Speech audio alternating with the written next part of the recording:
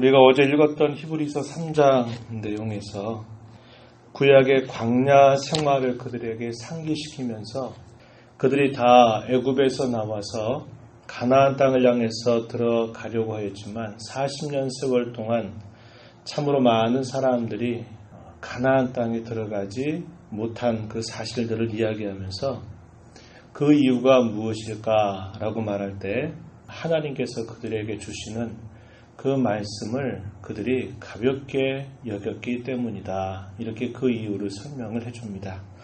수많은 사람들이 애굽에서 나와서 약속의 땅을 향해서 가던 중에 들어가지 못하고 그 많은 사람들이 죽게 된 대부분의 이유는 하나님께서 끊임없이 모세를 통해서 주셨던 그 말씀을 듣지 않았고 끊임없는 반역과 또 우상 숭배와 간음과 하나님을 향한 수많은 원망들이 계속되면서 그들이 광야에서 다 엎드러졌다라는 것을 이야기합니다. 그것을 후대에 사는 모든 하나님의 백성들에게 하나의 반면교사가 될 것을 이야기한 것입니다. 우리가 이 땅의 인생을 살아가는 동안에도 우리가 하나님의 말씀을 듣고 그분의 말씀을 귀하게 여기는 것이 우리 주 예수 그리스도 안에서 우리에게 베푸시는 그 구원을 대단히 귀하게 여기는 것과 같은 모습인데 하나님께서 주시는 그 말씀을 우리가 가볍게 여기고 그 말씀을 우리가 순종하지 않게 된다면 우리도 이 땅에 그저 보이는 교회에 속해서 살아갈 수 있을지는 모르지만 진정한 하나님의 나라에 참여하지 못할 수 있다라는 것을 거울 삼아야 된다. 그런 말씀을 했습니다. 오늘 우리가 읽는 이 4장에 대해서도 역시 그런 흐름 속에서 계속 이어지는 말씀입니다. 4장 1절 말씀 보세요. 그러므로 우리는 두려워할지니 무엇을 두려워해야 되느냐? 그의 안식에 들어갈 약속이 남아 있을지라도 구원을 온전히 받는 것, 구원을 온전히 누리는 것, 그것을 안식이란 말로 설명합니다. 그의 안식이 들어갈 약속이 남아 있다 하더라도 너희 중에 혹시 이르지 못할 자가 있을까 두려워하라 이렇게 말하는 것입니다. 이것은 하나님께서 부르시는 일들이 효력이 없다 이걸 말하는 게 아니라 우리가 보이는 교회에 속하게 될 때에는 반드시 이런 사람들이 있다는 겁니다. 그래서 그러한 모습들을 우리가 조심해야 되고 두려워해야 된다. 그런 말씀을 하고 있는 것입니다.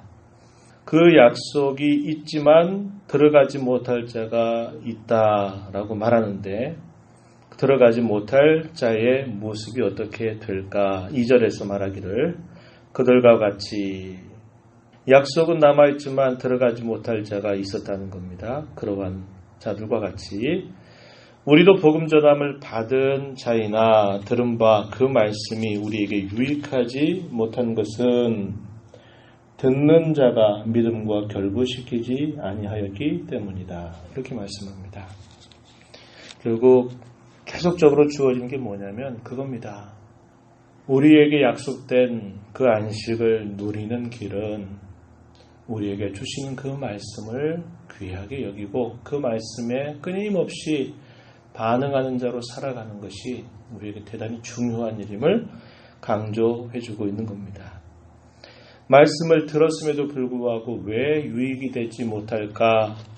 그 이유에 대해서 아주 분명하게 설명해 주는 거죠. 말씀을 듣는 자가 믿음과 결부시키지 아니하였다. 여기서 이 믿음은 어떤 믿음이냐? 순종을 동반하는 살아있는 믿음을 말하는 겁니다. 수레의 두 바퀴에 하나는 믿음이라고 한 게 있다면 하나의 또 바퀴는 거기에 순종이 있어야 된다는 것이죠. 그래서 믿음과 순종은 항상 떼어질 수 없는 것이고 이것이 함께 움직여야 그 수레가 목적한 바를 따라서 나아갈 수 있는 것입니다. 여기서 믿음을 결부하지 않았다 이 말은 말씀을 듣고 순종하려는 그런 믿음이 함께 결부가 되지 않는다면 말씀을 아무리 들어도 그것은 유익이 되지 못한다. 이것을 말해줍니다. 유익되지 못한다는 것은 이게 쌓이게 되면 결국 구원을 누리는 참된 안식에 도달하지 못하게 된다. 이렇게 설명을 해주고 있습니다. 안식이라고 한 개념은 잘 아시는 바와 같이 하나님께서 이 세상을 만드시고 6일 동안 세상을 그의 말씀으로 창조하신 다음에 제7일째 되는 날 안식하게 했습니다. 그렇죠? 그리고 그 안식이 또 어떻게 이어지게 되냐면 그들이 종살이 하면서 생활했던 그것으로부터 그들이 해방되는 것을 두고 역시 그것을 안식이라고 말합니다.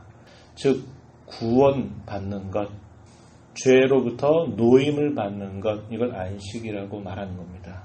그래서 그것이 구약시대의 대표적인 하나의 큰 그림이 뭐였냐면 애굽에서 나온 백성들이 하나님이 약속하신 땅 가나안에 도달하는 것, 그것을 두고 이 가나안의 안식이다 이렇게 표현을 한 겁니다. 그런데 이 안식에 들어가지 못한 자들이 참으로 많이 있었다라는 것을 이야기하고 그것은 무엇에 대한 하나의 예표와 상징이냐면 우리 주 예수 그리스도 안에서 누리게 될 구원에 대한 하나의 예표요 상징이었다고 한 겁니다. 그래서 성도에게 남아있는 안식이 있다라고 말하는 것은 그리스도 안에서 온전히 누리게 될 구원의 때가 남아있다라고 하는 말과 같은 것입니다.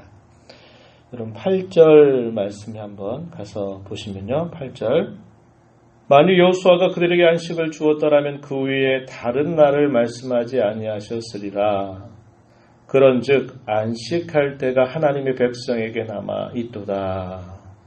안식할 때가 하나님의 백성에게 남아 있도다. 이것은 구약의 가나안의 안식이라고 하는 것은 진정으로 주 예수 그리스도 안에서 누리게 될 구원의 안식을 보여주는 그림이고 이미도 이 말씀을 받고 있는 고난 가운데 있는 당시 많은 그리스도인들에게도 역시 주어지는 말씀이었습니다. 우리에게 안식할 때가 남아있다.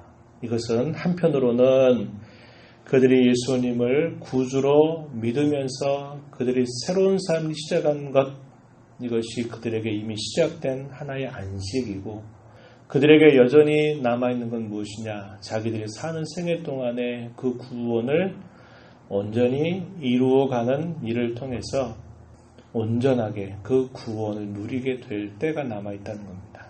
그래서 한편으로는 이미 예수님을 믿는 것을 두고 안식에 들어갔다라고 말할 수 있겠고 그러나 그가 육신의 장막을 입고 이 땅에 살아가는 동안에는 온전하게 그 안식에 참여하는 것은 아니다라는 것을 말해주면서 이 땅에서 살아가는 인생의 나날들 동안 그 안식에 참여하기를 소망하고 힘써갈 것을 이야기한 것입니다. 그래서 그 안식이 언제 우리에게 누려지게 되느냐? 이 땅의 성도로 믿음의 선한 싸움 잘 싸우다가 이 땅을 떠나게 될 때 그는 그 안식에 제대로 들어가게 되는 겁니다. 그리고 그 안식은 장차 우리 주 예수님께서 이 땅에 재림하실 때 우리의 썩어진 몸이 다시 신령한 몸으로 부활하게 되면서 온전한 그 안식을 영원토록 누리게 될 것을 소망 중에 바라보면서 살아가는 것이죠. 그러할 때 그 안식에 참여하기를 힘쓴다 하는 것이 뭐냐? 결국 다시 돌아오는 겁니다. 하나님의 말씀을 귀담아 듣고 그 말씀에 순종하는 일에 집중하는 것이다. 이 사실을 이야기해주고 있는 겁니다. 우리 말씀 중에요.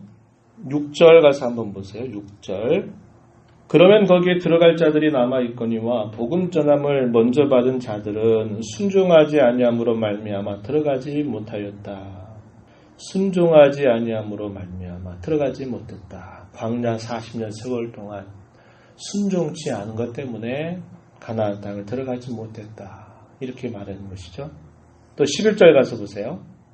그러므로 우리가 저 안식에 들어가기 힘쓸지니 이는 누구든지 저 순종하지 아니하는 본에 빠지지 않게 하려 함이라. 좋은 본이 아니라 좋지 않은 본, 그것을 삼아서 그러한 흉본에 빠지지 않게 하라는 거죠. 양본, 우리가 힘써 본받아야 할 본이 있고 흉본, 본받지 말아야 할 본이 있다고 하는 겁니다. 본받지 말아야 할 본은 바로 광야 생활 가운데 이스라엘 백성들이 보였던 일이고, 이 말씀을 받고 있는 당시의 그리스도인들에게는 고난과 박해 때문에 예수 믿었더니 왜 이렇게 힘든 일이 많아? 왜 이렇게 사람들에게 미움을 받아야 돼? 왜 내가 또 왜 이런 어려움들을 겪어야만 돼? 이것을 생각하면서 그들이 다시 옛날의 종교, 유대교로 돌아가려고 하는 그런 움직임 가운데 있는 사람들에게 역시 동일하게 주어지는 말씀이 되는 것입니다. 그래서 12절과 13절 말씀에 보면 우리 잘 아는 말씀이죠. 어떤 말씀입니까? 하나님의 말씀의 능력이 어떠한가를 이야기하는데 12절에 보세요. 하나님의 말씀은 살아있고 활력이 있다 이렇게 말했어요. 또 좌우에 양날을 가진 검보다도 예리해서 사람의 가장 깊은 곳 그것을 찔러 쪼개는 그런 능력이 있다. 혼과 영과 및 관절과 골수를 찔러 쪼개기까지 한다. 사람의 깊은 마음의 생각과 뜻을 다 판단한다. 이렇게 말합니다. 하나님의 말씀을 우리가 그러하기 때문에 가벼이 여기거나 그 말씀을 묵살하거나 멸시할 수 없다는 겁니다. 그만큼 사람의 가장 깊은 폐부를 다 시험하고 그 마음과 생각과 그 뜻을 다 판단하는 그런 능력이 있다. 이렇게 말하고요.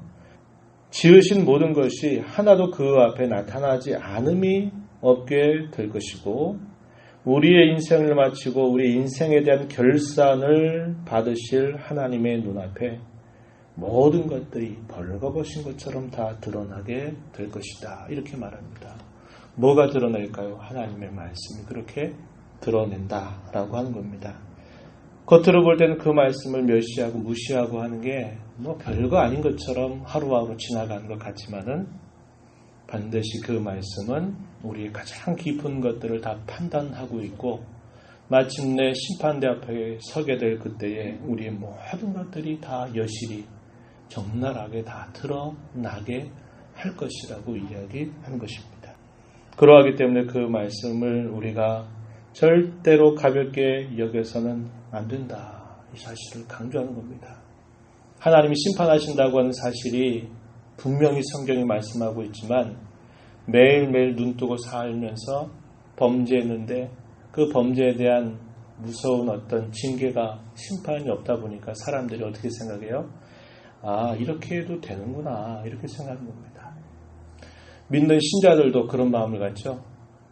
주일 한번 어기게 되면 무슨 일이 생길 것 같은데 그 일이 안 생겨요. 이게 한 번, 두 번 누적돼 보세요. 어떻게 생각합니까? 주일날 대수롭지 않게 빠져도 된다 이렇게 생각해요. 왜요? 하나님이 벌 안 주시거든요. 예배 한 번 빠진다? 빠져도 별일 없더라. 괜찮더라. 그래서 한 번, 두 번 이게 쌓여보세요. 그때는 마음이 이제 무뎌져가지고 예배 빠져도 괜찮구나 이렇게 생각이 돼요. 괜찮은 걸까요? 하나님이 심판 바로 안 하신다 그래서 그것이 괜찮거나 사람들은 그렇게 생각합니다. 근데 괜찮은 걸까요? 아니에요. 그렇지 않아요. 계속 하나님의 진노가 쌓여가고 있다는 것을 우리는 두려워할 줄 알아야죠. 그래서 하나님께서 우리에게 주시는 말씀은 그 말씀을 따르는 자에게는 얼마나 큰 위로와 기쁨과 즐거움의 셈이 되는지 몰라요. 그러나 그 말씀을 가벼이 여기는 사람에게 그 말씀은 너무나도 예리하고도 너무나도 무서운 그러한 위험이 된다는 것을 또한 잊지 말아야 한다라고 하는 것입니다. 그 말씀을 이야기하면서 우리가 하나님의 말씀을 들을 때마다 어떻게 된다고 이야기해요? 순종하려고 하는 믿음을 듣는 말씀에 결부해야 그 말씀이 우리에게 유익이 되지 그 말씀을 그저 듣는 일에만 익숙한다든지 아니면 그 말씀을 듣고 오늘 말씀은 어땠더라 하는 식으로 판단한다든지 즐기는 그런 자세만 가져서는 절대로 그 말씀이 유익되지 못하고 우리에게 도리어 큰 해가 된다는 것을 꼭 잊지 말아야 합니다. 그래서 말씀을 언제나 귀담아 듣고 그 말씀을 우리 힘으로 어찌할 수 없잖아요. 그죠? 그게 순종이 내 마음대로 잘 되면 얼마나 좋겠습니까? 안 돼요. 사단이 그렇게 호락호락 놔두지도 않고 우리의 부패한 본성이 그 말씀에 순종하는 일에 이게 모든 게 그냥 툭툭툭 들어맞도록 움직여가지 않게 돼 있어요. 끊임없이 한편으로는 순종하고 싶은 소원이 있으면서도 또 한편으로는 그 말씀을 거절하려고 하는 이 죄악됨이 계속 우리 마음속에 싸움이 일어나고 있다는 겁니다. 그래서 어떻게 해야 될까요? 말씀을 들을 때 순종하려고 하는 믿음을 결부해야 되고 또 하나는 뭘 해야 될까요? 간절하게 기도해야 합니다. 우리가 읽은 이 4장의 뒷부분에 가서 보면 뭐라고 말하냐면 그러므로 우리는 마지막 절에 긍휼하심을 받고 때를 따라 돕는 은혜를 얻기 위하여 은혜의 보좌 앞에 담대히 나아갈 것이니라. 하나님 말씀을 가벼이 여기는 자에게 그 보좌는 위엄과 심판의 보좌가 될 것이지만 그 말씀을 듣고 저희들 순종하려고 하는 마음을 갖고 말씀을 받는 사람들은 은혜의 보좌가 된다라는 겁니다. 그 은혜의 보좌에서 뭐 하라는 거예요? 때를 따라 돕는 은혜를 구하라고 하는 겁니다. 이것은 저와 여러분이 살다가 어떤 어려움을 생기면 또 예상치 못한 그런 시련을 당하게 되면 하나님 앞에 나와서 도움을 구하라 하는 정도로만 적용될 말씀이 아니라 가장 중요한 건 뭐냐? 하나님의 말씀을 순종할 수 있는 힘을 주시옵소서, 능력을 주시옵소서 그렇게 기도하는 겁니다. 우리 기도의 가장 중요한 그 핵심이 바로 그겁니다. 문제 생겨서 문제를 해결하려고 거기에 매달리는 일만 기도하는 게 아니고 매일 내가 말씀을 읽든지 그 말씀을 공부하든지 그 말씀을 듣든지 간에 듣는 그 말씀에 내 본성으로는 순종할 수 없는데 주님께서 도와주셔서 주의 성령으로 말미암아 그 말씀을 순종할 수 있도록 힘을 주세요. 은혜를 주세요. 도와주세요. 이렇게 기도하는 것입니다. 이게 우리 기도의 가장 중요한 기도 제목이고 핵심이에요. 이 핵심을 놓치고 기도 많이 한 거 하나님 기뻐하시지 않아요. 그래서 우리의 기도는 말씀 순종을 위한 기도입니다. 그래서 이 말씀과 순종하는 일에 힘써가게 되면 우리가 우리에게 주어진 그 영원한 안식에 참여하게 된다는 것이에요. 그래서 이 말씀을 우리가 마음 깊이 생각하면서 나는 하나님 말씀을 어떠한 태도로 대하고 있는가를 점검하십시오. 타성에 젖어 있어서도 안 되고 판단한 자로 있어서도 안 되고 내게 오늘 주시는 내 영혼의 양식인 줄 알고 그 양식 먹고 그 말씀 따라서 이 죄악된 세상 가운데서 거룩한 성도답게 그 말씀을 순종하기 위해서 하나님의 은혜를 구하면서 힘써 순종하는 자로 살아가는 삶이 되어야 그것이 우리에게 가장 값지고 유익한 삶임을 우리는 깨닫게 되는 것입니다. 이런 하나님의 은혜가 우리 모두에게 함께하기를 축복합니다.